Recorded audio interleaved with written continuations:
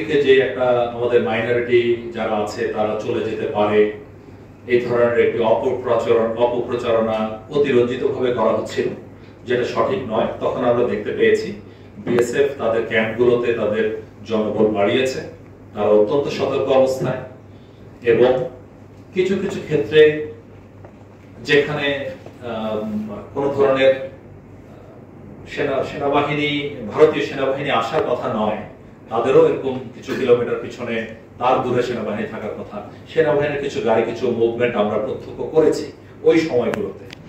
তারা হয়তো কোনো কারণে একটু শঙ্কায় ছিল যে এদিক থেকে বড় আকারের একটি ইনফ্লাক্স ভারতের দিকে চলে যায় কিনা। তবে আমরা লিখিত মৌখিক প্রতিবাদ করেছি, তবে এক্ষেত্রে তারা আমাদেরকে জানিয়েছে যে না, এই তথ্য সঠিক নয়, তাদের সেনাবাহিনী নেই। এটা আমরা বিএসএফ এর সাথে যে মিটিং হবে ডিজি পর্যায়ে সেখানেও আবার তুলব। তবে সার্বিকভাবে আমরা যেটা দেখতে পাচ্ছি, তারা তাদের প্রহরা বা নিরাপত্তার ব্যবস্থা অনেক বাড়িয়ে দিচ্ছে, আমাদের এদিকে অনেক কিছু খেয়াল করার চেষ্টা করছে।